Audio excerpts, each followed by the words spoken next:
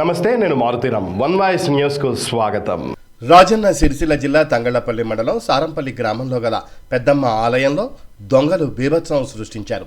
ఈ సందర్భంగా ముదిరాజ్ సంఘం అధ్యక్షులు మాట్లాడుతూ పెద్దమ్మ గుడిలోని హుండీ పగలగొట్టి ₹1,00,000కు పైగా నగదు, బోర్ మోటార్ వైర్, యాంప్లిఫైర్, గంట ఎత్తుకెళ్లారు.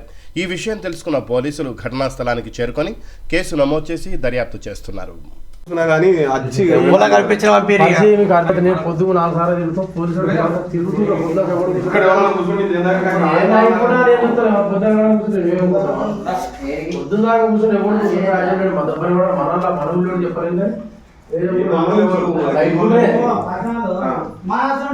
సారంపల్లి పెద్దమ్మ గుడిలో దొంగలు పడ్డారు.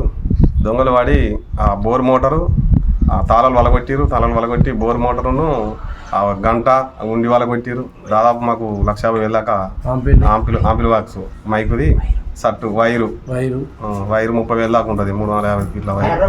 అది మొత్తం దొంగలు వాడి బీభత్సం సృష్టించి తీసుకుపోయారు. మొత్తం మాకు ₹1,50,000 దాకా నష్టం వచ్చింది.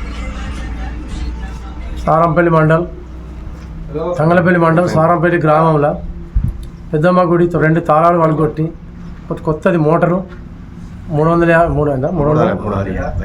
ఫీట్ల వైరు, గంటలు, గల్లపీట మొత్తం బలగొట్టి ఇవన్నీ ఆంప్లేర్ బాక్సు ఇవన్నీ తీసుకెళ్ళారు దొంగలు.